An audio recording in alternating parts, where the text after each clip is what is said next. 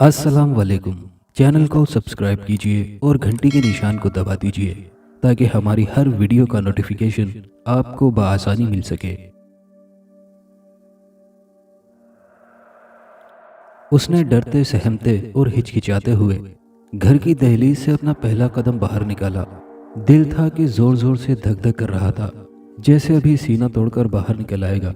दिमाग चिल्ला चिल्ला कर आगे कदम बढ़ाने से रोक रहा था और कह रहा था कि सिवाय जिल्लत के इस रास्ते की मंजिल कोई नहीं है जिस पर वो चलने वाली है।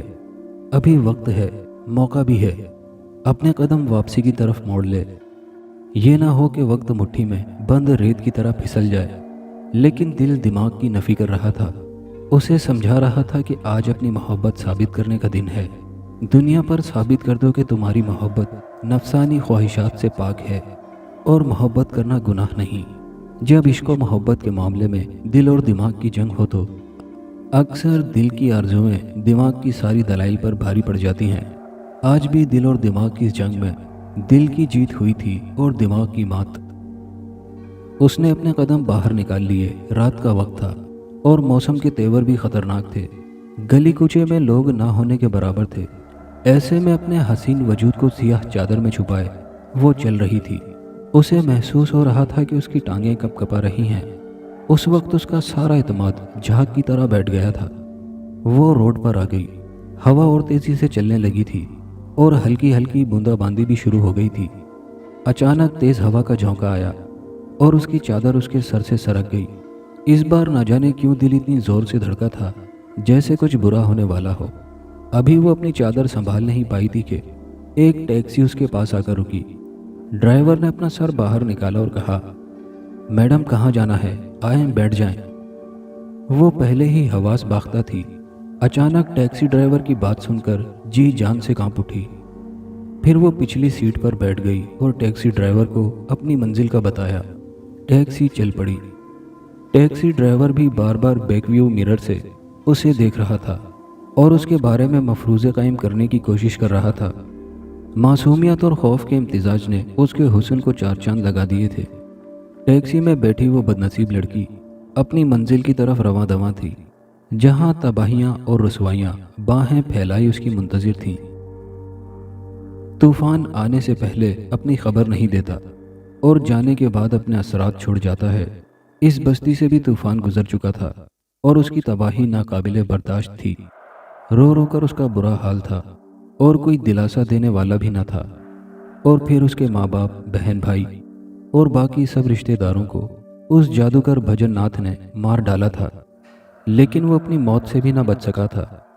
असल में भजननाथ एक शैतानी जादूगर था। उसके आका ने उसे हुक्म दिया था कि अगर वो उस जिन्नाती बस्ती को तबाह कर दे तो उसका शैतान आका उसे महान शक्ति देगा।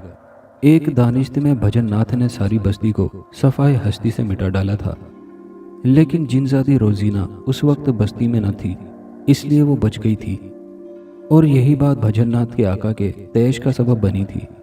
भजननाथ के शैतान आका ने तैश में आकर अपने भक्त भजननाथ की जान ले ली थी और अब जिनजादी रोजीना तन्हा रह गई थी। उसके आगे पीछे कोई ना था, वो लावारिस होकर रह गई थी। उस जादूगर ने उससे उसका सब कुछ छीन लिया था, उसे तन्हाई का अजाब दे गया था। उस बस्ती में जहां उसने आंखें खोली थी वो बस्ती आज उजड़ चुकी थी, वीरान हो गई थी। रोजीना ने अपने आंसू साफ किए और उठकर खड़ी हो गई। एक पल में रोजीना ने फैसला कर लिया था कि उसने क्या करना है। ये जादूगर इंसानी बस्तियों में पाए जाते हैं, इसलिए उसने इंसानी बस्ती में जाना था। एक ख़ानदान हासिल करना था। उसे अपने ऊपर से लावारिस नाम का तौक उतारना था और अपने मकसद की तकमील करनी थी। किरण की गाड़ी आज नहीं आई थी, इसलिए वो रिक्शा लेकर घर वापस आई थी। किरण कॉलेज में सेकेंड ईयर स्टूडेंट थी। रिक्शे ने किरण को ज़रा घर से दूर उतार दिया था और अब किरण पैदल ही घर की तरफ जा रही थी। गर्मियों का मौसम था, गलियां एकदम सुनसान और बयाबान थीं। अचानक किरण को यूं महसूस हुआ जैसे उसके पीछे कोई है। किरण ने मुड़कर देखा तो कोई न था। वो उसे अपना वहम समझते हुए आगे की तरफ चल पड़ी। अचानक पीछे से किसी ने बहुत जोर से किरण के सर पर डंडा मारा। किरण गिर गई और बेहोश हो गई और आनन फानन उस गली में वो जिनजादी रोजीना जाहिर हुई और किरण को उठाकर यूं अपने कंधे पर डाला जैसे वो कोई मोम की बनी गुड़िया हो और फिर गायब हो गई। किरण को जब होश आया तो उसने अपने आप को एक कुर्सी से बंधा हुआ पाया। आसपास कोई न था, ता हद्दे निगाह कोई आदमजाद न था। वो उस वक्त एक नखलिस्तान में कैद थी। अचानक सामने से कोई आता हुआ दिखाई दिया। किरण ने ज़रा गौर से देखा तो वो एक खूबसूरत लड़की थी जो निहायत बावकार चाल चलते हुए उसके करीब आ रही थी। वो करीब आई तो किरण ने देखा कि उस लड़की ने सफ़ेद रंग का फराकनुमा लिबास पहन रखा है। उसके खुले हुए हसीन बाल उसके चेहरे के नकूश के साथ अटखेलियां कर रहे थे। किरण को लगा दुनिया की हसीन तरीन सूरत उसके सामने खड़ी है। बोलने की इब्तिदा भी उस हसीन दोशीज़ा ने की। हमारा नाम रोजीना है और हम एक जिनजादी हैं। आप हमारे हुस्न के शहर से बाहर निकलकर गौर करें कि आप यहाँ इस वक्त इस नखलिस्तान में हमारी कैदी की हैसियत से मौजूद हैं। रोजीना की बात सुनकर किरण को एहसास हुआ कि वो किसी की कैद में है। वो सोचने लगी कि मैं अभी तक घर नहीं गई, पता नहीं ताया जान किस कदर परेशान होंगे। रोजीना ने कहा, हाँ वाकई तुम्हारे ताया जान बहुत परेशान हैं। किरण हैरत से बोली, तुम्हें कैसे पता कि मैं ये सोच रही हूँ? शायद आपने पहले सुना नहीं, हम एक जिनजादी हैं, बहुत ताकतवर। हम दूसरों के दिलों की बात जान लेते हैं। आखिरी बात पर रोजीना का लहजा भर्रा सा गया। वो गुस्से से बोली, क्या बकवास कर रही हो? इस साइंसी दौर में जिनजादी भूत प्रेत कुछ नहीं, ये सिर्फ और सिर्फ हमारी बनाई हुई कहानियाँ हैं। तुम अपनी शौबदाबाजी बंद करो और मुझे ये बताओ कि मुझे यहाँ क्यों लाई हो? रोजीना चलती हुई कुर्सी के पास आई जिस पर किरण बंधी हुई थी। रोजीना ने किरण के बालों को अपनी मुट्ठी में लिया और बोली, बेवकूफ़ आदमजादी, तुझे मैं अभी यकीन दिलाती हूँ कि मैं कौन हूँ। इतना कहते ही रोजीना एक खूबसूरत लड़की से चिड़िया बन गई और कुर्सी के आसपास उड़ने लगी। खौफ की वजह से किरण की चीखें निकल आईं। रोजीना वापस अपनी इंसानी शक्ल में आई और पूछा, अब यकीन आ गया है ना कि मैं कौन हूँ? जिनजादी रोजीना हूँ। रोजीना ने चिल्लाकर कहा, हाँ यकीन आ गया। किरण डरते हुए बोली, लेकिन मुझसे क्या चाहती हो? तुम्हारी जगह, रोजीना ने जवाब दिया। मेरी जगह? क्या मतलब? मेरे नाम तो कोई प्रॉपर्टी भी नहीं है जिनजादी बहन। चलो हम तुम्हें शुरू से सब बताते हैं, रोजीना ने कहा। जैसा कि तुम्हें पता है कि हमारा नाम रोजीना है और हम एक जिनजादी हैं। हमारी बस्ती थी, ख़ानदान था, लेकिन वो बस्ती, वो ख़ानदान, वो आशियाना एक हासिद की नज़र का शिकार हो गया और बस्ती उजड़ गई। हम लावारिस हो गए। लेकिन अब हमारी ज़िंदगी का एक ही मकसद है, उस हासिद भजननाथ जैसे जादूगरों का खात्मा। और इसके लिए हमें इंसानी बस्ती में रहना होगा, क्योंकि ये जादूगर और साधु इंसानी बस्तियों में ही रहते हैं और इंसानी बस्ती में रहने के लिए हमें तुम्हारी मदद की ज़रूरत है। किरण जो ये सुन रही थी हैरान हो रही थी। उसने पूछा, मैं कैसे तुम्हारी मदद कर सकती हूँ? किरण की बात सुनकर रोजीना ने कहकहा लगाया और अचानक रोजीना बदल गई। अब उसकी जगह एक और किरण खड़ी थी। तुमने ये मेरी शक्ल कैसे अख्तियार कर ली? किरण ने खौफ से कांप कर पूछा। नकली किरण हंसते हुए बोली, हम तुम्हें कितनी बार बताएं कि हम जिनजादी हैं और हम किसी का भी रूप धार सकते हैं, तो तुम मेरी तरह यानी किरण बनकर मेरी फैमिली के साथ रहोगी? किरण ने हैरत से पूछा। बिल्कुल, मैं यही चाहती हूँ। और मेरा क्या होगा? क्या मैं इस वीराने में कैद रहूंगी? देखो, तुम्हें अल्लाह का वास्ता मेरे ऊपर इतना बड़ा जुल्म ना करो। मुझे मेरी फैमिली से जुदा मत करो। मैंने तुम्हारा क्या बिगाड़ा है? किरण रो रही थी। नकली किरण ने कहा, चलो तुम पर रहम खाती हूँ और तुम्हें इस वीराने में नहीं रहने दूंगी। अभी उसने इतना ही कहा था कि वो जगह अब एक खूबसूरत अपार्टमेंट बन गई। किरण के हाथ रस्सियों की बंदिश से आज़ाद हो गए। वो एक सोफे पर बैठी हुई थी। नकली किरण हंसते हुए बोली, देखा मेरी जिन्नाती ताकतों का करिश्मा? ये एक तिलिस्मी घर है और तुम इसमें रहोगी और मैं तुम्हारे घर वालों के साथ किरण बनकर रहूंगी। किरण रो रही थी। वो बोली, देखो, मैं अपने कज़न उमैर से प्यार करती हूँ, मुझे उससे जुदा ना करो। मैं उसके बिना नहीं जी सकती। ओह, ये प्यार भी क्या जालिम शय है। चलो, मैं तुमसे वादा करती हूँ कि अपना मकसद पूरा करने के बाद तुम्हें तुम्हारे घर सही सलामत लौटा दूंगी। नकली किरण ने कहा और गायब हो गई। असली किरण रोने लगी और अब वैसे भी वो रोने के सिवा कर भी क्या सकती थी। सैयद वजाहत शाह बड़ी बेचैनी से किरण को कॉल कर रहे थे, मगर उसका नंबर मुसलसल ऑफ जा रहा था। शाम के 5 बज चुके थे और वो कॉलेज से अभी तक वापस नहीं आई थी। आमतौर पर वो 1 बजे तक वापस आ जाती थी, मगर आज अभी तक लौट कर ना आई थी। वजाहत शाह का तो टेंशन के मारे बुरा हाल था। उमैर भी अभी तक यूनिवर्सिटी से वापस नहीं आया था। वजाहत आलम ने उमैर को कॉल की तो वो भी कॉल रिसीव नहीं कर रहा था, लेकिन उन्हें अपने बेटे की तरफ से कोई टेंशन न थी, क्योंकि वो जानते थे कि उमैर क्लास अटेंड कर रहा होगा, इसीलिए उसका मोबाइल खामोश है। असली टेंशन तो उन्हें अपनी भतीजी की तरफ से थी, जो अभी तक लौट कर न आई थी। तरह तरह के वसवसे और अंदेशे उनके दिल में आ रहे थे। अचानक दरवाज़ा खुला और किरण घर में दाखिल हुई। उस पर नज़र पड़ते ही वजाहत आलम ने बेसब्री से पूछा, किरण कहाँ गई थी तुम? 4 घंटे ताखीर से आई हो। क्या तुम्हें पता है कि मैं किस कदर परेशान था? बीपी लो हो रहा था मेरा। क्यों करती हो मेरे साथ ऐसा? वजाहत आलम बहुत गुस्से में लग रहे थे। ताया जान, आई एम रियली सॉरी। दरअसल मैं कॉलेज से वापसी पर मैं और मेरी दोस्त रोड क्रॉस कर रही थी कि अचानक मेरी दोस्त का एक्सीडेंट हो गया। मैं उसे अस्पताल लेकर गई और जब उसकी फैमिली आ गई तो उन्होंने मुझे वापस भेज दिया। किरण ने मकारी से जवाब दिया। अब वो कैसी है तुम्हारी सहेली? वजाहत आलम ने तफक्कुर से पूछा। वो पहले से बेहतर है, किरण ने जवाब दिया। वजाहत आलम बोले, सॉरी बेटा, मुझे तुम्हारे साथ इस लहजे में बात नहीं करनी चाहिए थी, लेकिन तुम तो जानती हो कि मैं तुम्हारे मामले में किस कदर हसास हूँ। मेरे भाई की वाहिद निशानी तुम ही तो हो मेरे पास। तुम मेरे लिए उमैर से भी बढ़कर हो। किरण आगे बढ़ी और वजाहत आलम के सीने से लग गई। उसका ज़मीर चिल्ला चिल्ला कर कह रहा था, रोजीना, इतने मुखलिस आदमजादों के साथ तुम बहुत गलत कर रही हो। और किरण यानी रोजीना सोच रही थी कि वो अपने ज़मीर की आवाज़ से कैसे पीछा छुड़ाए। उमैर की क्लास ख़त्म हो चुकी थी और अब वो रिमशा की क्लास के बाहर खड़ा हुआ राउंड लगा लगा कर उसकी क्लास ख़त्म हो जाने का इंतज़ार कर रहा था। रिमशा फ्रंट सीट पर बैठी हुई थी और शायद उसने उमैर को क्लास के बाहर देख लिया था, तभी वो अपनी मुस्कुराहट को छुपा न सकी। और शायद सर इमरान ने रिमशा को मुस्कुराता हुआ देख लिया था, तभी अपना लेक्चर रोककर बोले, बेटा मैं तंग होता हूँ, अपनी तवज्जो लेक्चर पर दो। और फिर खुदा खुदा करके रिमशा की क्लास का वक्त ख़त्म हुआ और रिमशा क्लास से बाहर निकली। ओहो, कितनी देर लगा दी। तुम्हें पता भी है मैं पिछले 1 घंटे से तुम्हारा इंतज़ार कर रहा हूँ, उमैर गुस्से से बोला। इसमें मेरा क्या कसूर? तुम्हें तो पता है ना कि क्लास की टाइमिंग क्या है। अच्छा, क्लास की टाइमिंग का तो मुझे पता है, लेकिन मुझे एक बात बताओ, उमैर गुस्से से बोला। वो लड़का जो तुम्हारे पीछे बैठा हुआ था तुमसे क्या बात कर रहा था? अब वो दोनों साथ साथ चल रहे थे। ओह, रिमशा अपनी मुस्कुराहट दबाते हुए बोली, वो लड़का मुझे प्रपोज कर रहा था। व्हाट रबिश, क्या बकवास कर रही हो? उमैर ने गुस्से से कहा। रिलैक्स यार, मैं मजाक कर रही थी, इस कदर टेंशन क्यों लेते हो? रिमशा ने कहा। और रहा उस लड़के का सवाल तो वो मुझसे नोट्स मांग रहा था। यार मुझे इस तरह का मजाक पसंद नहीं, उमैर ने मुंह फुलाते हुए कहा। ओके बाबा, मूड ऑफ ना करो। कल शाम को मैं अपनी दोस्त की शादी में जब जा रही थी तब मैंने तुम्हें तैयार होकर मिस किया था, देखा तुमने? रिमशा ने पूछा। उमैर बोला, पहले तो नहीं देखा था, लेकिन अभी देख लेते हैं। इतना कहकर उमैर ने पॉकेट से अपना सेलफोन निकाला तो कई मिस्ड कॉल्स थीं। उमैर ने मिस्ड कॉल्स चेक की तो उसके अबू वजाहत आलम की मिस्ड कॉल्स थीं। उमैर एकदम परेशान हो गया।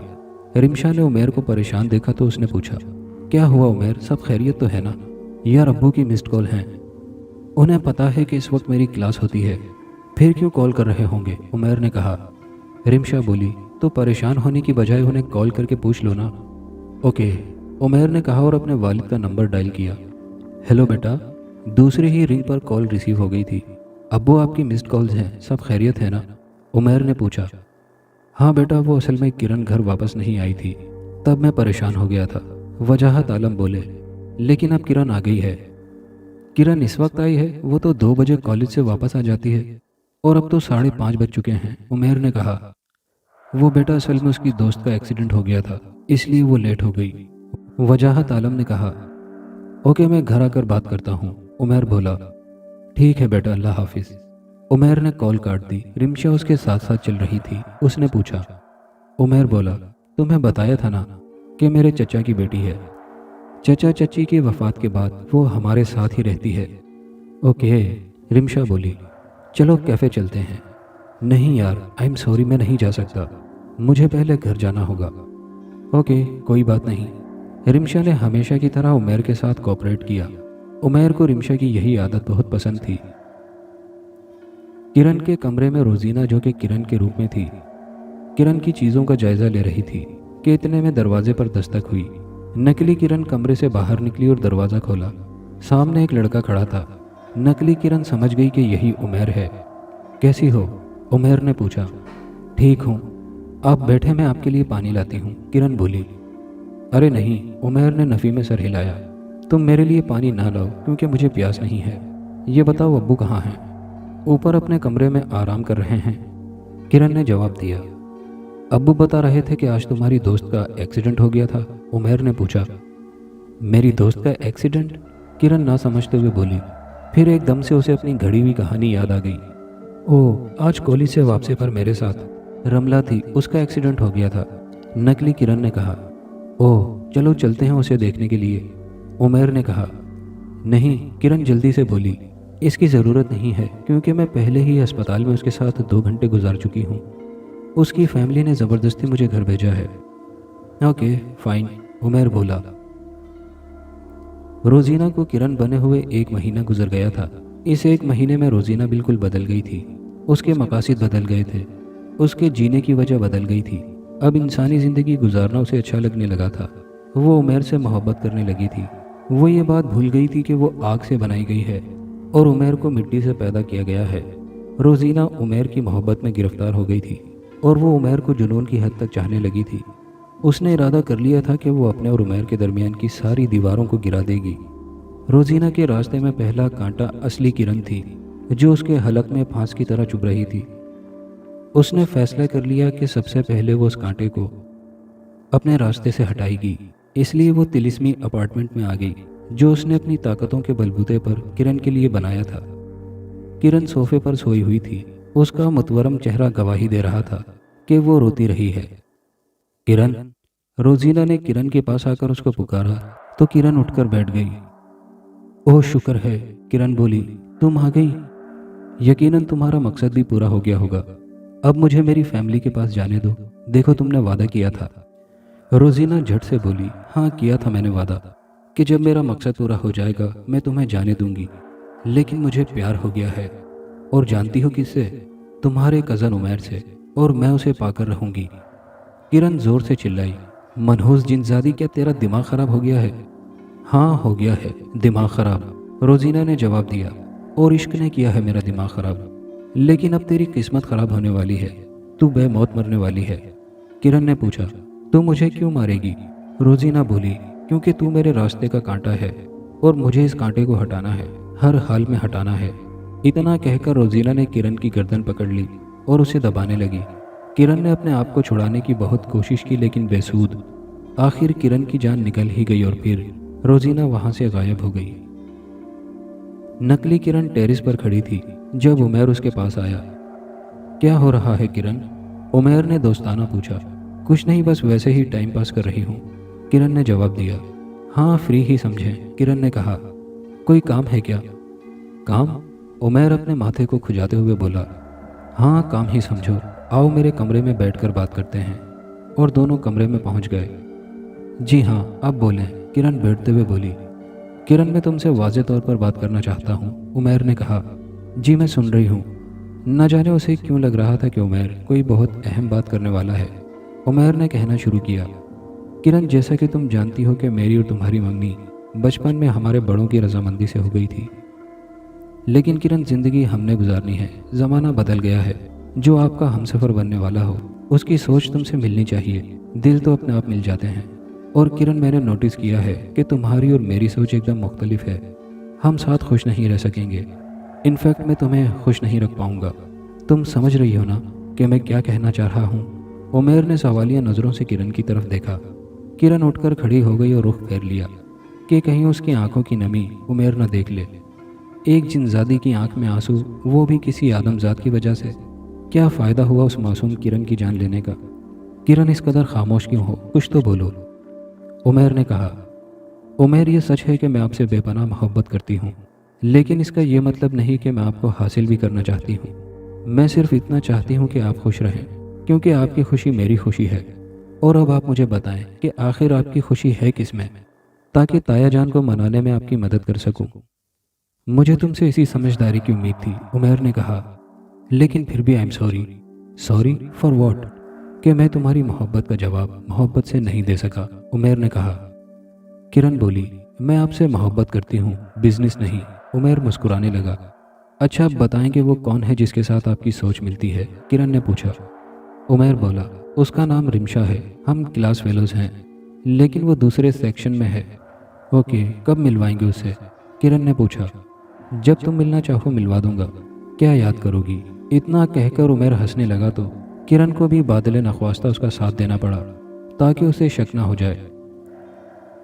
सुबह के 9 बज रहे थे। आंखों पर सन ग्लासेस चढ़ाए हुए नकली किरण गलियों में अपने मतलूबा घर को ढूंढ रही थी। उसे अचानक एक लड़का अपनी तरफ आता हुआ नजर आया। एक्सक्यूज मी, किरण ने कहा, क्या आप मुझे बता सकते हैं कि नायला का घर कौन सा है? जी, शायद आप अफजल अंकल का घर पूछ रही हैं। नायला बाजी उनकी बेटी हैं, ये सामने वाला घर है उनका। ओके, थैंक्स, किरण ने कहा और आगे बढ़ गई। फिर दरवाजे पर दस्तक दी। जी, आप कौन? दरवाज़ा खोलने वाली लड़की ने उससे पूछा।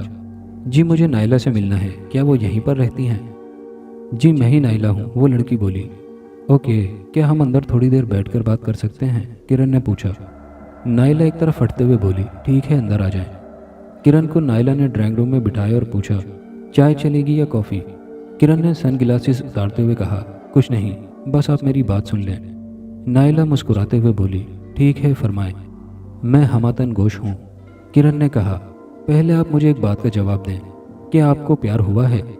अल्हम्दुलिल्लाह, मैं इस बीमारी से महफूज हूँ, लेकिन आप क्यों पूछ रही हैं? लेकिन मैंने मोहब्बत की है, किरण ने नायला के सवाल को नज़रअंदाज करते हुए कहा। दिलो जान से चाहा है अपने महबूब को, और जानती हो मेरी मोहब्बत कौन है?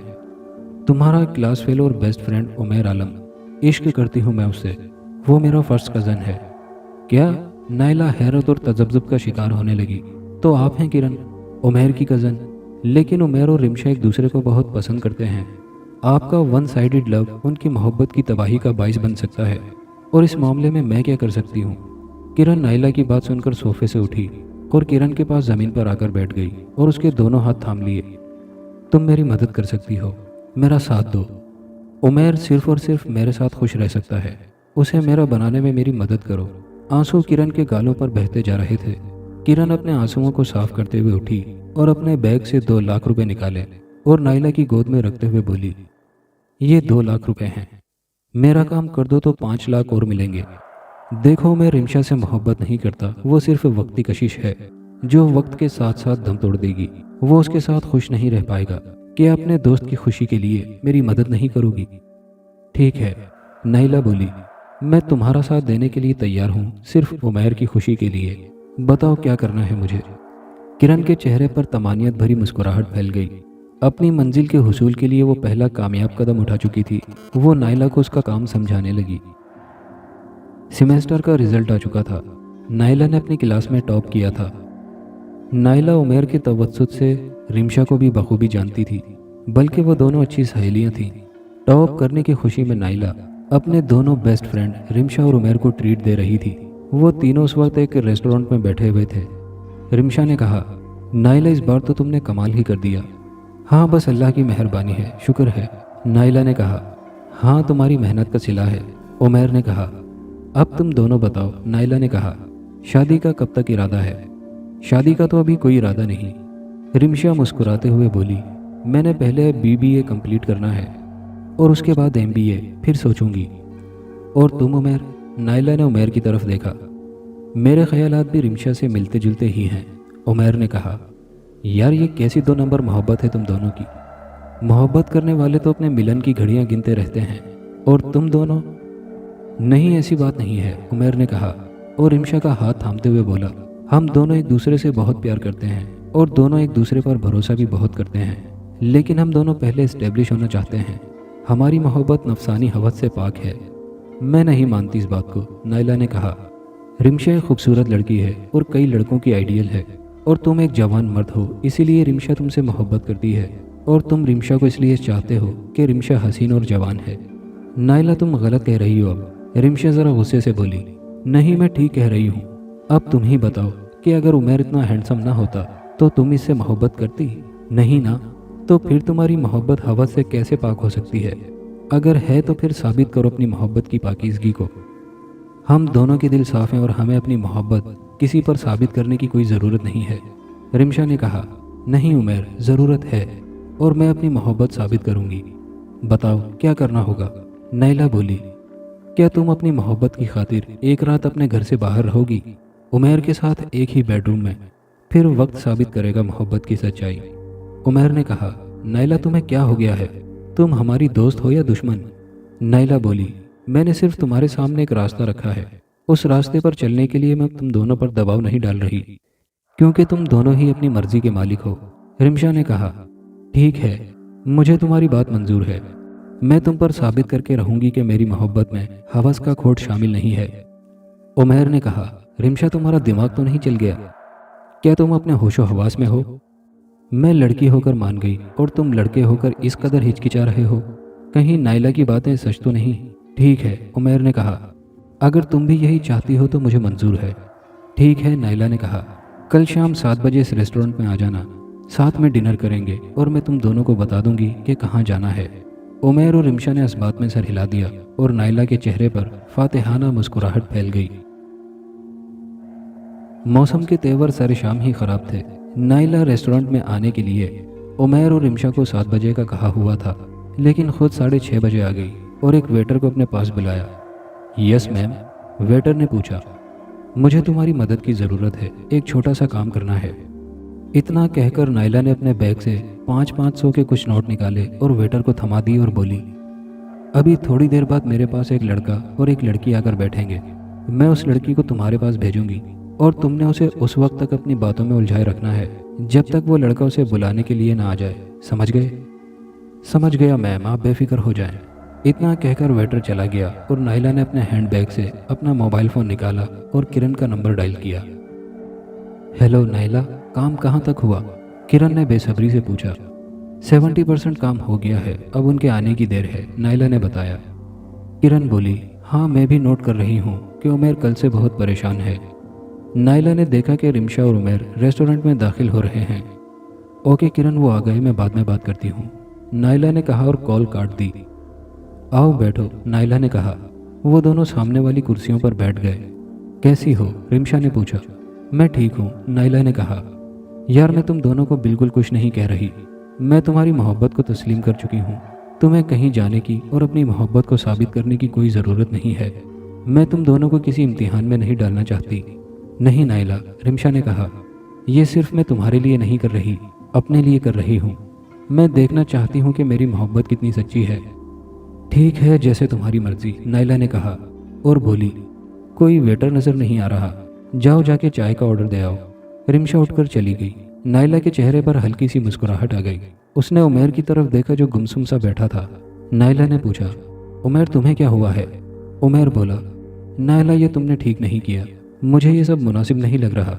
यार अब मैं मना कर रही हूँ, नाइला बोली, लेकिन अब रिमशा जिद पर अड़ गई है, तो इसमें मेरा क्या कसूर? रिमशा को ये रास्ता दिखाने वाली तुम ही थी, ये बात मत भूलो के। उमैर ने इतना ही कहा। ये रिमशा कहाँ रह गई, मैं उसे देख कर आता हूँ। इतना कहकर उमैर उठा और काउंटर की तरफ चला गया। नाइला अकेली थी। वो जो सूरत हाल पैदा करना चाहती थी वो हो गई थी।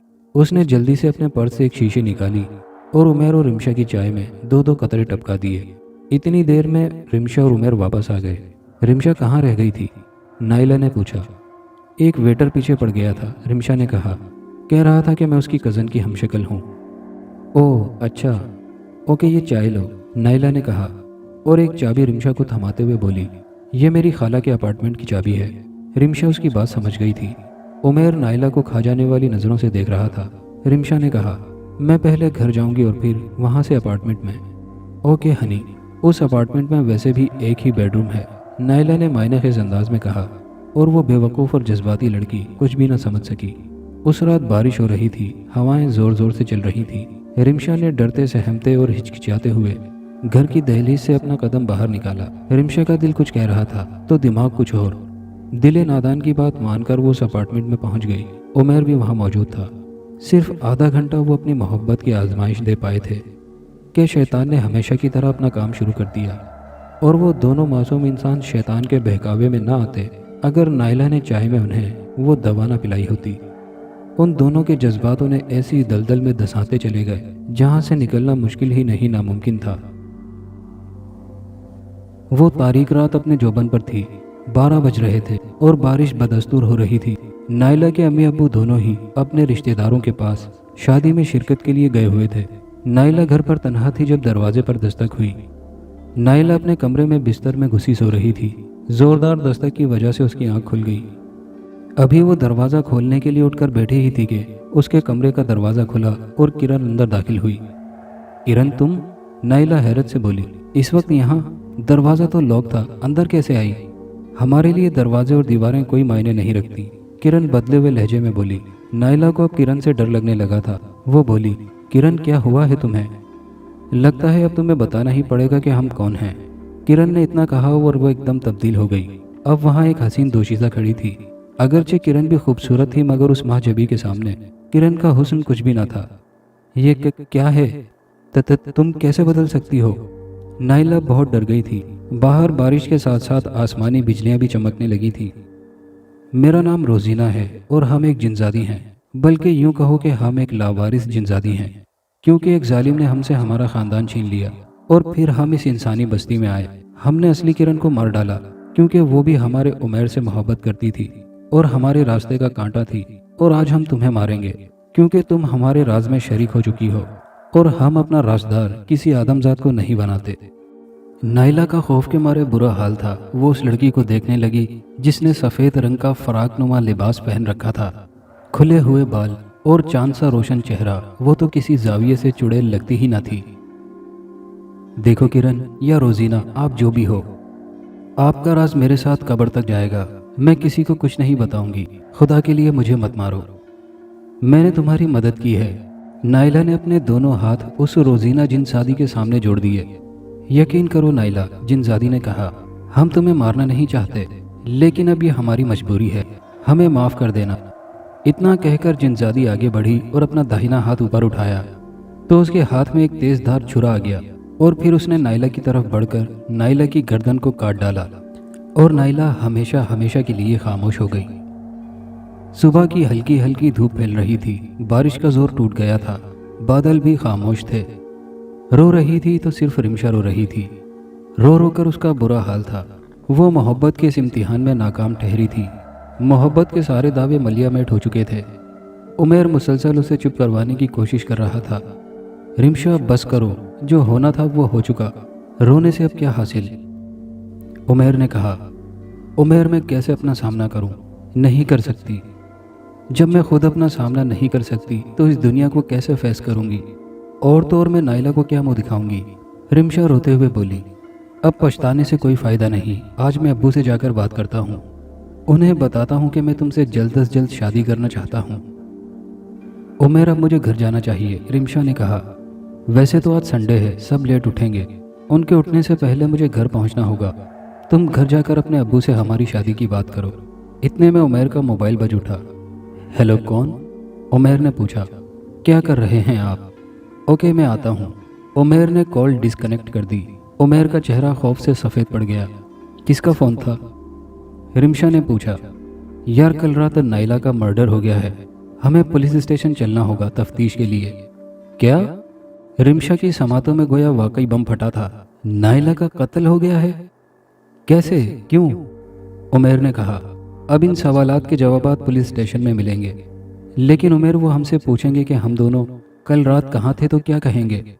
रिमशा परेशानी के आलम में बोली। तुम्हारी बात सच है, उमैर ने कहा।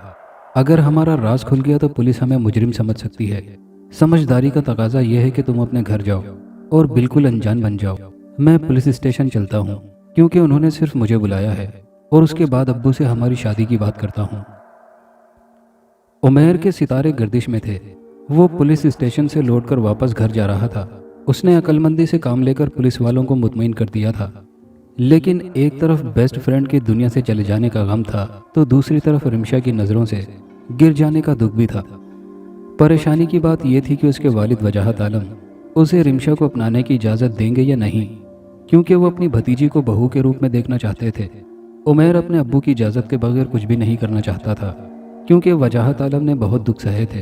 पहले अपने भाई और भाभी को खोया, उसके बाद अपनी शरीक हयात को। उमैर और किरण ही उनकी ज़िंदगी का महवर थे। किरण से तो उमैर ने बात कर ली थी, लेकिन उमैर अब्बू को सारी बात बताने से डरता रहा। उमैर यही सारी बातें सोचता हुआ कार ड्राइव कर रहा था कि उसका मोबाइल बजने लगा। स्क्रीन पर किरण का नाम जगमगा रहा था। हेलो किरण। उमेर ने कॉल रिसीव की तो दूसरी जानिब किरण ज़ारो कतार रो रही थी। क्या हुआ किरण, क्यों रो रही हो? उमेर को तशवीश लाहक हुई। उमेर कहाँ हैं आप? खुदा के लिए जल्दी अस्पताल आएं।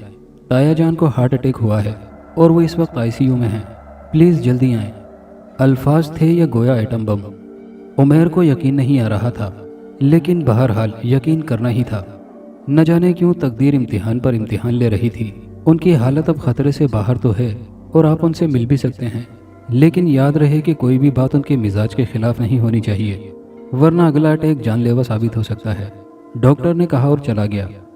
उमेर को अस्पताल में आज दूसरा दिन था। किरण भी काफ़ी देर से वहाँ थी, लेकिन उमेर ने ज़बरदस्ती उसे वहाँ से भेज दिया था।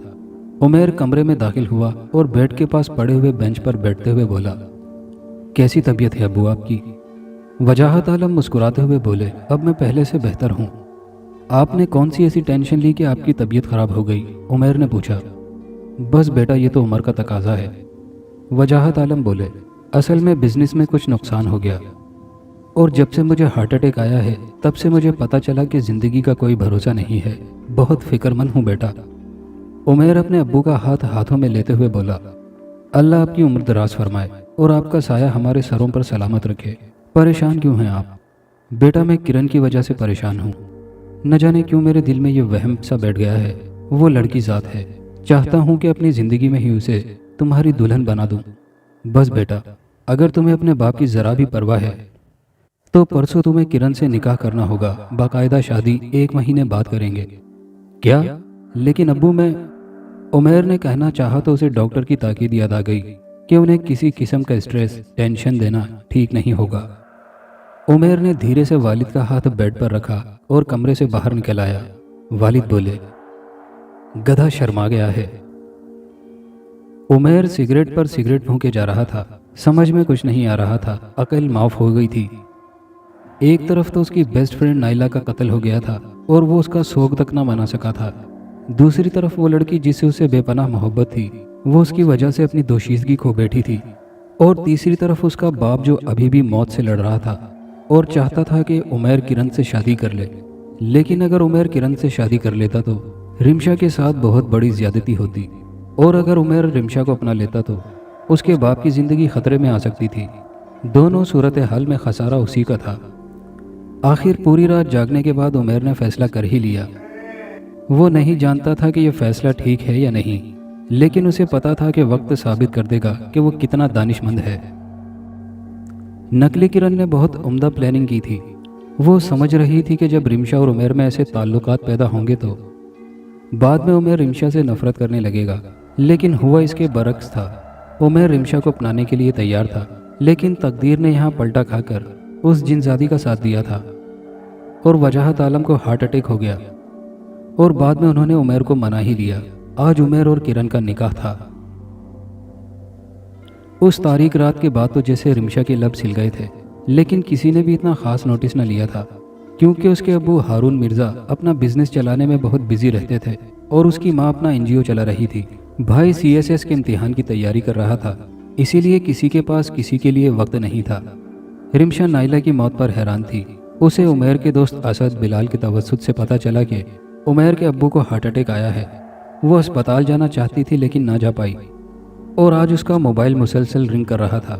रिमशा ने मोबाइल उठाकर देखा, असद बिलाल का नंबर जगमगा रहा था। हेलो, रिमशा ने कहा। कैसे हो और कैसे याद किया मुझे? रिमशा, मैं ये क्या देख और सुन रहा हूँ? असद बिलाल ने कहा, उमेर का निकाह हो गया है उसकी कज़न किरण से, और उसने हमें बताया तक नहीं। चलो कोई बात नहीं, लेकिन जहाँ तक मेरा इल्म है उसके मुताबिक तो तुम दोनों एक दूसरे में इंटरेस्टेड थे। फिर इस निकाह का क्या मतलब? रिमशा, ये क्या? रिमशा ने इससे आगे कोई और बात ना सुनी और कॉल काट दी। उसे याद आया कि कैसे नाइला ने बड़े दावे के साथ उमेर से कहा था कि वो उससे मोहब्बत नहीं करता, सिर्फ हवस है, और अब उमेर की हवस पूरी हो चुकी थी। फिर कैसे वो रिमशा को अपनाता? रिमशा ने अपना सेलफोन निकाला और उमेर का नंबर डायल किया। हेलो रिमशा, कैसी हो? उमेर ने अपनी कैफियत पर काबू पाते हुए कहा, क्योंकि उस वक्त वो रिमशा से सब कुछ छुपाना चाहता था। उमेर, क्या तुमने निकाह कर लिया है अपनी कज़न के साथ? रिमशा ने डायरेक्ट सवाल किया। चंद लम्हे उमेर को समझ में ना आया कि वो क्या बोले। दरअसल मैं वजाहत करता हूँ, उमेर ने टूटे फूटे लफ्ज़ों में कहना चाहा। ओके, मैं समझ गई कि ऐसा ठीक कह रहा था। मुझे मिल सकते हो? उमेर ने कहा। ओके रिमशा, सारी बात क्लियर करते हैं। उमेर और रिमशा पार्क में राउंड लगा रहे थे। रिमशा कब से खामोश हो, न तुम मेरी तरफ देख रही हो, न मुझसे बात कर रही हो, और ना ही मुझसे मेरे निकाह की वजह पूछ रही हो। इतनी बेरुखी क्यों? रिमशा ने उमेर की कलाई पकड़कर एकदम उसे अपनी तरफ मोड़ लिया। अब वो दोनों आमने सामने थे। वो बोली, उमेर, मैंने तुमसे मोहब्बत नहीं की थी, इश्क किया था, और वो भी जुनून की हद तक। मुझे अपनी ज़ात पर इतना यकीन न था जितना तुम्हारे प्यार की सच्चाई पर। यही वजह थी कि अपना प्यार साबित करने के लिए मैंने वो कदम उठाया जो शायद ही इस मुल्क की कोई और लड़की उठाए। लेकिन तुमने मेरे यकीन के शीश महल को एक ही झटके में ज़मीं बोझ कर दिया। मुझे फिर भी लगता था कि तुम मुझे अपनाओगे, लेकिन तुमने मुझे धोखा दिया। प्यार का खेल खेला मेरे साथ, और ऐसे ढोंगी लोगों को रिमशा कभी माफ़ नहीं करती, बल्कि उनकी सज़ा भी खुद तजवीज़ करती है। तो अब भुगतो अपनी सज़ा। इतना कहकर रिमशा ने दुपट्टे में छुपा अपना हाथ बाहर निकाला। एक तेज़दार चाकू उसके हाथ में था। उसने वो चाकू अपने महबूब के पेट में घोंप दिया। उमेर हल्का सा चिल्लाकर दर्द से दोहरा होने लगा, और आंसू रिमशा की आंखों से बहने लगे जैसे चाकू उसे लगा हो। लेकिन रिमशा ने एक हाथ से अपने चेहरे को बेदर्दी से रगड़ा और आंसुओं को साफ किया, और एक झटके से वो चाकू उमेर के पेट से बाहर निकाला। अब की बार उमेर की चीख कदरे बुलंद थी। रिमशा ने एक बार फिर वो चाकू उमेर के पेट में घोंपा था, और उसके बाद रिमशा जैसे अपने होशो हवास खो बैठी। वो उमेर के पेट से चाकू निकालकर बार बार घोंप रही थी। आलम जुनून में वो सब कुछ भूल चुकी थी और गिरकर बेहोश हो गई। जिस वक्त रिमशा ने उमेर को मारा था वो दोपहर का वक्त था, और पार्क में कोई भी ना था। ये पार्क भी ज़रा आबादी से हटकर था, इसलिए कोई देख ना सका था। लेकिन जब रिमशा उमेर पर पै दर पे वार करके बेहोश हो चुकी थी, उसी वक्त पार्क में दो लड़के आए थे। उमेर बहुत मजबूत आसाब का मालिक था, इसलिए उस वक्त वो जिंदा था और जानता था कि अगर ये बात साबित हो गई कि उसका कत्ल रिमशा ने किया है तो रिमशा को फांसी हो जाएगी। मरते मरते भी रिमशा ने उमेर को बचाकर अपनी नाकर्दा गलती की तलाफी कर दी। उस वक्त उसने हिम्मत करके चाकू को उसने पास वाले तालाब में फेंक दिया था, क्योंकि उस पर रिमशा की उंगलियों के निशानात थे। आने वाले दोनों लड़कों ने उन्हें देख लिया और उनके पास आए। जब उन्होंने उमेर से उसकी हालत के बारे में पूछकर उसे अस्पताल ले जाना चाहा, तो उमेर ने उन्हें बताया कि दो नकाबपोश आए थे जिन्होंने उसे चाकू से लहूलुहान कर दिया, और उसकी साथी रिमशा ये मंजर देखकर बेहोश हो गई। खैर, उमेर ने उस पार्क में ही दम तोड़ दिया था। अलबत्ता वो दोनों लड़के रिमशा को अस्पताल ले गए, और उन लड़कों की गवाही की वजह से वो पुलिस की इन्वेस्टिगेशन से बच गई थी। तकदीर भी हमारे साथ कैसे कैसे खेल खेलती है। सियाने सच ही कहते हैं कि कभी कभार तकदीर हमारी सारी तदाबीर को पलट कर रख देती है। उस लावारिस जिनजादी रोजीना के साथ भी यही हुआ था। अपनी शक्तियों के बल पर वो बड़े से बड़े जोर को मात दे सकती थी, मगर तकदीर उस सूरमा का नाम है जो हमेशा अपनी मनवा के ही रहता है। उमेर को पाने के लिए रोजीना ने अपनी ज़िंदगी का मकसद बदल डाला। किरण और नायला को बेमौत मार दिया, रिमशा को बर्बाद कर डाला। किरण के रूप में इंसानी ज़िंदगी गुजारने लगी, मगर रिमशा ने सब कुछ बदल डाला। रिमशा ने अपने ही हाथों अपनी मोहब्बत उमेर की जान लेकर उस जिनजादी की दुनिया भी अंधेरी कर दी थी। उमेर की मौत का सदमा बहुत बड़ा था, जो उसका बाप सह न पाया, और दूसरे ही रोज़ वो भी कब्रिस्तान में अपने बेटे के पास पहुंच गया। अब रोजीना फिर तन्हा रह गई थी। पहले उस भजननाथ ने उससे उसका असली ख़ानदान छीना था और अपनी मौत मर चुका था, और रिमशा ने उससे उसका दूसरा ख़ानदान भी छीन लिया था। वो जिनजादी कमरे में बैठी हुई थी, और वहीं बैठे बैठे उसने तय कर लिया था कि वो रिमशा से एक भयानक इंतकाम लेगी। उसके ख़ानदान की मौत की कहानी वो अपने हाथों से लिखेगी। रिमशा अस्पताल से वापस घर आ गई, लेकिन वो नॉर्मल न थी। डॉक्टर ने उसे मुकम्मल बेड रेस्ट करने को कहा था, क्योंकि जो हादसा हुआ था उसने रिमशा के आसाब पर अच्छा असर नहीं छोड़ा था। वो बहुत ज़्यादा डिस्टर्ब थी। रिमशा अपने कमरे में बेड पर लेटी हुई थी। आंसू उसकी आंखों से होते हुए तकिए भिगो रहे थे। उसे सब पता चल गया था कि कैसे उमेर ने मरते मरते भी उसे फांसी के फंदे से बचा लिया था। उसे याद आया था कि कैसे उसने उस इंसान की जान ली जिससे वो बेतहाशा मोहब्बत करती थी। कमरे में रिमशा की वालदा दाखिल हुई और बोली, रिमशा, तुमसे मिलने के लिए तुम्हारी कोई दोस्त किरण आई है। रिमशा की अम्मी ने इतना कहा और कमरे से बाहर आ गई, और नकली किरण छोटे छोटे कदम उठाते हुए कमरे में दाखिल हुई। रिमशा की किरण नाम की कोई दोस्त ना थी, और ना वो इस नए मेहमान को जानती थी। फिर उसे याद आया कि किरण तो उमेर की कज़न का नाम है। किरण ने कहा, हाँ, मैं उमेर की कज़न हूँ और तुमसे मिलने आई हूँ। आए बैठें, रिमशा उठकर बैठते हुए बोली। किरण ने बेड के पास कुर्सी पर बैठते हुए कहा, लगता है 1 महीना गुजरने के बावजूद तुम्हारा गम हल्का नहीं हुआ, लेकिन तुम क्यों इतना शोक मना रही हो? सियाह लिबास पहनकर मातम करने का भी तुम्हारे पास हक नहीं, क्योंकि तुम ही उमेर की कातिल हो। रिमशा हैरत से बोली, कौन हो तुम और कैसे जानती हो कि उमेर को मैंने मारा था? किरण कुर्सी से उठी और कमरे के दरवाजे को लॉक कर दिया और अपनी शक्ल बदल दी। अब किरण की जगह वो हसीन दोशीज़ा थी जिसने सफ़ेद रंग का फराकनुमा लिबास पहन रखा था। रिमशा को अब खौफ आने लगा था। कौन हो तुम? मैं जान गई हूं कि तुम कोई बदरू हो। खुदा के लिए यहाँ से चली जाओ। चली जाऊंगी, रोजीना ने मायनेखेज़ अंदाज में कहा, लेकिन पहले जिस काम के लिए आई हूँ वो काम तो कर लूँ। इतना कहकर रोजीना आगे बढ़ी और रिमशा के बालों को मुट्ठी में जकड़कर एक जोरदार झटका दिया। रिमशा जोर से चिल्लाई, अम्मी, अम्मी कहाँ हैं आप? मेरी मदद करें, ये लड़की नहीं चुड़ैल है। रोजीना ने कहा लगाया और बोली, आदमजादी, तूने हमें बेवकूफ़ समझा हुआ है। इस कमरे के आसपास हमने अपनी शक्तियों से एक हिसार कायम कर दिया है। अब ना तो बाहर की आवाज़ अंदर जा सकती है और ना ही अंदर की आवाज़ बाहर आ सकती है। तुम कौन हो और क्या चाहती हो? रिमशा ने खौफ से लरसते हुए पूछा। रोजीना रिमशा को अपनी हकीकत बताने लगी कि कैसे उसने असली किरण और नाइला को मौत के घाट उतारा, कैसे उसने उमेर और उसके दरमियान वो ताल्लुक कायम करवाया। सारी बात सुनने के बाद रिमशा का खौफ कदरे कम हो गया, लेकिन उसके दिल में उस मनहूस जिनजादी के लिए नफरत बढ़ती चली गई। रिमशा बोली, तुमने मासूम जानों के खून से अपने हाथ रंगे हैं और तकदीर तुम्हें इसकी सज़ा भी दे रही है। तुमसे वो इंसान छिन गया जिसके लिए तुमने ये सब किया। अब यहाँ मेरे पास क्या लेने आई हो? रिमशा की बात ख़त्म हुई तो रोजीना ने उसके मुंह पर एक ज़ोरदार तमाचा मारा। रिमशा को लगा कि उसके मुंह में खून का जायका घुल गया हो। उसका सर बेड के क्राउन से जा टकराया। रोजीना ने उसके बालों को जोर से पकड़ा और झटका देकर उसे अपनी तरफ मोड़ा और बोली, तू पूछ रही थी ना कि हम यहाँ क्या लेने आए हैं? तुझसे एक भयानक इंतकाम लेने आए हैं। जैसे तूने हमें एक बार फिर लावारिस बना डाला, वैसे ही हम तुझसे तेरा सब कुछ छीन कर तुझे एक दर्दनाक मौत देंगे। अपनी मौत और तबाही से बचने के लिए जो तैयारी करना चाहती है कर ले। इतना कहकर रोजीना ने रिमशा के बालों को जोर से झटका देकर उसे बेड पर फेंका और कमरे से निकलते हुए अपने बनाए हुए हिसार को तोड़ दिया।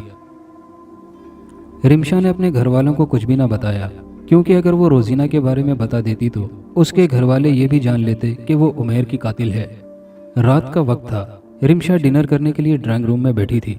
सब खामोशी से खाना खा रहे थे। अम्मी के इसरार पर वो खाना खाने के लिए आई तो, लेकिन उसका खाने पीने का बिल्कुल मूड नहीं हो रहा था। वो प्लेट में चम्मच घुमाते हुए मुसलसल सोचे जा रही थी। अचानक उसे सामने रोजीना दिखाई दी। उसके हाथ में वही चाकू था जिससे उसने उमेर को मौत के घाट उतारा था। वो चाकू से उसके भाई अदनान की तरफ इशारा कर रही थी। वो जोर से चिल्लाई, नहीं, अदनान को कुछ मत कहना। रिमशा की वालदा नुसरत बेगम और अब्बू लुकमान हैदर ने हैरत से उसकी तरफ देखा। नुसरत बेगम उठकर उसके पास आईं। क्या हुआ है बेटा? अदनान को कौन क्या कह रहा है? अम्मी वो देखे ना। रिमशा ने रोजीना की तरफ इशारा किया, जिसके चेहरे पर जहरीली मुस्कुराहट फैली हुई थी। वो चुड़ैल अदनान को मार देगी, देखें उसके हाथ में चाकू भी है। अदनान ने कहा, रिमशा जाकर आराम करो और हॉरर मूवीज कम देखा करो, यहाँ कोई चुड़ैल नहीं है। नहीं अदनान, रिमशा ने कहा, मैं सच कह रही हूँ। उसे देखो, वो तुम लोगों की बेवकूफ़ी पर हंस रही है। लुकमान हैदर बोले, बेटा जाओ जाकर आराम करो। रिमशा समझ गई कि अब उनसे बात करने का कोई फ़ायदा नहीं है, इसलिए वो अपने कमरे में आ गई। वो जिनजादी पहले से उसके कमरे में मौजूद थी। आखिर तुम चाहती क्या हो? खुदा के लिए मेरा पीछा छोड़ दो, रिमशा ने कहा। बाहर देखो, हल्की हल्की बूंदाबांदी हो रही है। रोजीना उसकी बात को नज़रअंदाज करते हुए बोली, इधर आओ खिड़की के पास और आकर मेरी ताकतों का करिश्मा देखो। रोजीना ने तहकम भरे अंदाज में कहा और रिमशा खिड़की की जानिब आई जो बागीचे में खुलती थी। रिमशा ने खिड़की खोली, बारिश हो रही थी। रोजीना ने अपना हाथ बारिश की जानिब किया। उसके हाथ से 2 नीली लकीरें निकली और देखते ही देखते अब वहाँ एक हौलनाक मंजर था। बारिश की जगह खून की बूंदें बरस रही थी और न जाने कहाँ से इंसानी अज़ा, हाथ, पैर, आंखें और खोपड़ियाँ ज़मीन पर गिर रही थी। रोजीना ने रिमशा के बालों को अपनी मुट्ठी में पकड़ लिया और उस पर कुछ पड़कर फूंक मार दी। रिमशा को लगा जैसे वो पत्थर का बुत बन गई हो। वो अपने जिस्म को जुम्बिश भी ना दे पा रही थी। रोजीना बोली, अब तुम कुछ नहीं कर सकती। अब देखो मैं कैसे तुम्हारे इकलौते भाई को तुम्हारी आंखों के सामने बिना हाथ लगाए मारूंगी। रिमशा बस खिड़की के बाहर का मंजर देख रही थी। खून बरसना बंद हो गया था, इंसानी आज़ा भी गायब हो चुके थे। अब नॉर्मल बारिश हो रही थी। अचानक वहां अदनान आ गया। शायद वो चहलकदमी करने के लिए बागीचे में आया था। वो जिनजादी रोजीना रिमशा के पास से गायब होकर अब खिड़की के सामने उस बागीचे में थी। उसने पीछे से अदनान को अपनी बाहों में जकड़ लिया और अपने नोकीले दांतों से उसकी जिंदगी खत्म करके उसका खून पीने लगी। अदनान ने अपने आप को बचाने की बहुत कोशिश की थी, लेकिन वो बचा ना पाया था। वो एक जिनजादी का कैसे मुकाबला कर सकता था। रिमशा खिड़की में खड़ी ये सारा मंजर देख रही थी। बरसती हुई बारिश में वो जिनजादी मुसलसल उसके भाई का खून पिए जा रही थी। बहुत भयानक और दर्दनाक मंजर था वो। रिमशा की आंखों से आंसू बह रहे थे, लेकिन वो अपने बदन को हिला भी ना सकती थी। आज अदनान का 40वां था। लुकमान हैदर और बेगम नुसरत जवान बेटे की नागहानी मौत पर टूट से गए थे। ये वक्त, ये दिन रिमशा के लिए किसी कयामत से कम न थे। पहले उसने अपने ही हाथों अपनी मोहब्बत के आशियाने को बर्बाद कर दिया, और अब उसके भाई को उस जिनजादी ने उसकी आंखों के सामने मारा और वो कुछ न कर सकी। रिमशा अदनान के कमरे में उसकी चीज़ों को छूकर उसे महसूस करने की कोशिश कर रही थी कि अचानक रोजीना कमरे में जाहिर हुई। रिमशा ने रोजीना को देखा और हैरत से बोली, अब क्या लेने आई हो? मुझे बर्बाद कर चुकी हो, मेरी ही नज़रों में मुझे गिरा चुकी हो। क्या चाहती हो अब मुझसे? पुरसुकून हो जाओ, रोजीना ने कहा। मैंने तुमसे कहा था कि जल्द या बदेर मैं तुम्हें भी अपनी तरह लावारिस बना दूंगी और फिर तुम्हें एक दर्दनाक मौत दूंगी। अभी तो मैंने सिर्फ तुम्हारे भाई को मारा है, अभी तो तुमने अपने माँ बाप की मौत का सदमा भी बर्दाश्त करना है। नहीं, तुम हरगिज ऐसा नहीं करोगी। रिमशा जोर से चिल्लाई और रोजीना के पैरों में गिरकर उसने उस जिनजादी के पैर पकड़ लिए। खुदा के लिए मुझे माफ़ कर दो, रहम करो मुझ पर, मैं और कोई सदमा नहीं उठा सकती। रोजीना ने अपने पैरों की जोरदार ठोकर रिमशा के मुंह पर मारी और कहा, यह सब तुम्हें उमैर को मारने से पहले सोचना चाहिए था। अब कुछ नहीं हो सकता। रोजीना गायब हो चुकी थी। रिमशा गहरी नींद सोई हुई थी। उसने ख्वाब में देखा कि एक बुजुर्ग उसके पास आए। उनका रोशन चेहरा था। वो बोले, बेटा मैं जानता हूँ कि उस जिनजादी ने तुम्हारी जिंदगी अजीरन बनाई हुई है। उसने कई जानें ले ली हैं। बेटा तुम जानती हो कि मैं कौन हूँ? मैं उसका बाप हूँ। वो ऐसी ना थी, लेकिन पहले हम सब की मौत और फिर उमैर की मौत ने उसे ऐसा बना डाला। हम मुसलमान जिन्नात हैं। हम इंसानी खून नहीं पीते और ना ही किसी को बिला वजह सताते हैं। लेकिन रोजीना इंतकाम की आग में ये सब रिवायात भूल गई है। बेटा वो तुम्हारे माँ बाप को भी मार डालेगी। अब उसे सिर्फ एक शख्स रोक सकता है, उमैर। रिमशा ने पूछा, लेकिन उमैर तो मर गया है। उसकी कातिल मैं हूँ। वो बुजुर्ग बोले, मैं भी तो मर गया हूँ, लेकिन आलम अरवाह से मोहलत लेकर आया हूँ। कल जुमेरात है और हर जुमेरात को मगरिब के बाद नेक रूहें और बदरूहें ज़मीन पर आती हैं। उमैर की रूह भी आएगी। बस तुम्हें उसे पुकारना है, अपनी तरफ मुतवज्जो करना है। वो ज़रूर तुम्हारी मदद करेगा। रिमशा की आंख खुल गई। पहले तो वो समझ ना सकी, लेकिन फिर उसे इस ख्वाब का मतलब समझ आ गया। उमैर, उमैर कहाँ हो? उमैर मैं तुम्हें बुला रही हूँ। आ जाओ, आ जाओ उमैर। तुम्हारी रिमशा तुम्हें बुला रही है। तुम्हारी रिमशा को तुम्हारी मदद की ज़रूरत है। उमैर आ जाओ। रिमशा उस वक्त उमैर के घर उसके कमरे में खड़ी उसे बुलाने की कोशिश कर रही थी। एकदम तेज हवा के झोंके से खिड़की के पट खुल गए। फिर कमरे के कोने में धुआं उठना शुरू हुआ, और जब धुआं छटा तो रिमशा के सामने उमैर खड़ा था। उसने सफ़ेद लिबास पहन रखा था, लेकिन उसके पेट से अब भी खून बहकर सफ़ेद कपड़ों को रंगीन कर रहा था। जहां रिमशा ने चाकू मारकर उसकी जिंदगी का चिराग गुल कर दिया था। उमैर को अपने सामने पाकर रिमशा की आंखों से आंसू बहने लगे। उमैर, मैं माफ़ करने के काबिल तो नहीं हूँ, लेकिन मुझे माफ़ कर दो। मैं जुनून में ये बात भूल ही गई थी कि तुम्हारी कोई मजबूरी भी हो सकती है। मुझे माफ़ कर दो। रिमशा ये कहकर ज़ारो कतार रोने लगी। फिर उमैर की रूह गोया हुई। रिमशा मैं तुम्हें समझ सकता हूँ। शायद मेरी मौत तुम्हारे हाथों ही लिखी थी। अब तुमने मुझे क्यों बुलाया है? उमैर, तुम्हारी कज़न किरण कब की मर चुकी है। उसे एक जिनजादी। रिमशा ने यहाँ तक कहा ही था कि उमैर ने कहा, मैं सब जानता हूँ रिमशा। रिमशा बोली, फिर तो तुम जानते होगे कि मेरे माँ बाप की ज़िंदगी खतरे में है। मैं अपनी बेस्ट फ्रेंड नाइला को खो चुकी हूँ, तुम्हें और अपने भाई अदनान को भी खो दिया, लेकिन अब मैं अपने माँ बाप को नहीं खोना चाहती। मेरी मदद करो, मेरे लिए रोजीना से बात करो। उसे कहो कि अपनी दुनिया में लौट जाए और मुझे मेरी दुनिया में ज़िंदगी गुजारने दे। ठीक है, उमैर ने कहा, अगर तुम चाहती हो तो मैं रोजीना से बात करता हूँ। इतना कहकर उमैर ने कुछ पढ़ा तो देखते ही देखते रोजीना वहाँ खड़ी थी। रोजीना अपने असली रूप में थी। उमैर की रूह बोली, रोजीना मैं तुमसे इस बात का हिसाब नहीं लूँगा कि क्यों तुमने मेरे अपनों की जान ली, क्यों तुमने मुझे अंधेरे में रखा, लेकिन मेरी कातिल रिमशा नहीं, तुम हो। नहीं उमर, ऐसा मत कहो, रोजीना दर्द भरे लहजे में बोली। मैं तुमसे मोहब्बत करती हूँ, मैं तुम्हारी कातिल नहीं। ये आदमजादी रिमशा तुम्हारी कातिल है। नहीं, रिमशा को तुमने उकसाया था। ना तुम नायला के साथ मिलकर वो खेल खेलती, ना रिमशा मुझे मारने पर मजबूर होती। तुमने वो साजिश इसलिए की थी क्योंकि तुम रिमशा को मेरी नज़रों से गिराना चाहती थी, लेकिन हुआ इसके बरक्स था। मैं रिमशा की नज़रों से गिर गया और उसका भरोसा बहाल करने की बजाय मैंने अब्बू के प्रेशर में आकर तुमसे शादी कर ली। ऐसे में तुम ही बताओ वो क्या करती, उमर ने कहा। रोजीना ने अपने दोनों हाथ उमर के सामने जोड़ दिए। उमर, मैं तुम्हारी नज़रों में गिर गई हूँ, लेकिन मैं तुमसे बहुत मोहब्बत करती हूँ। मैं जानती हूँ कि हमारा मिलन मुमकिन नहीं, क्योंकि तुम इंसान और मैं आतिशी मखलूक, लेकिन तुम मुझे माफ़ तो कर सकते हो। मुझे मोहब्बत नहीं दे सकते, लेकिन मुझे अपनी नज़रों से तो ना गिराओ। उमर ने कहा, मैं तुम्हें इस शर्त पर माफ़ करूँगा कि तुम वादा करो कि तुम किसी जिन्नाती बस्ती में चली जाओगी और कभी वापस लौट कर नहीं आओगी। मैं हर जुमेरात को तुमसे मिलने आऊँगा, हम अच्छे दोस्त रहेंगे। बोलो, मंजूर है? उमर की बात सुनकर रोजीना खुश हो गई। मुझे तुम्हारी शर्त मंजूर है। फिर वो रिमशा की तरफ मुड़ते हुए बोली, मैं तुम्हारे भाई की कातिल हूँ, मुझे माफ़ कर दो, लेकिन मैंने तुम्हारे भाई को उमर की मोहब्बत में मारा था और अब मुझे मेरी मोहब्बत मिल रही है, इसलिए मैं इंसानी दुनिया से लौट कर जा रही हूँ। हो सके तो मुझे माफ़ कर देना। इतना कहकर रोजीना ने उमर से कहा, मैं हर जुमेरात को तुम्हारा इंतज़ार करूँगी, और फिर वहाँ से गायब हो गई। रिमशा ने उमर की रूह से कहा, उमर, तुमने मोहब्बत का हक अदा कर दिया। मरते मरते भी मुझे फांसी के फंदे से बचा लिया, और आज मेरे घर वालों को इस जिनजादी के शर से भी बचा लिया। मैं तुम्हारी मोहब्बत की कदर न कर सकी। इतना कहकर रिमशा खामोश हो गई। उसकी आंखों में मोती जगमगा रहे थे। उमर ने कहा, बस अब जो हो गया उस पर पछताने का कोई फायदा नहीं। जाओ, एक नई जिंदगी तुम्हारी मुंतजिर है। और एक राज की बात बताऊं? आखिर में उमर ने सरगोशी के अंदाज में कहा। हाँ बताओ, रिमशा अपने आंसू साफ करते हुए बोली। उमर ने कहा, मैं तुमसे मिलने के लिए आता रहूँगा, बस मुझे हर जुमेरात को यूं ही पुकार लेना। बैक वक्त मैं 2 लड़कियों से मोहब्बत करूँगा। उमर का लहजा शरीर हुआ तो रिमशा मुस्कुराने लगी। बस यूं ही हंसती रहा करो, अब मैं जा रहा हूँ, उमर ने कहा और गायब हो गया।